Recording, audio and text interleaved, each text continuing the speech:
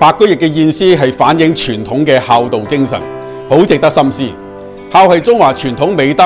儒家以孝為人之本，認為父母辛勞養育子女，子女亦都應該誠心孝順父母。呢首詩描述雙燕撫育初燕嘅劬勞，以及失去初燕嘅悲傷。其中以雌雄空中鳴，聲盡夫不歸兩句最為淒怨。但係詩人不忘批評雙燕應該易地而處，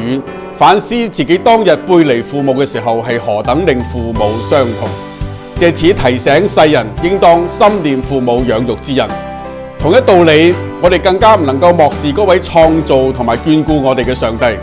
佢嘅深恩厚愛，甚至肯將佢嘅愛子耶穌俾我哋，為救贖我哋離罪得生而死。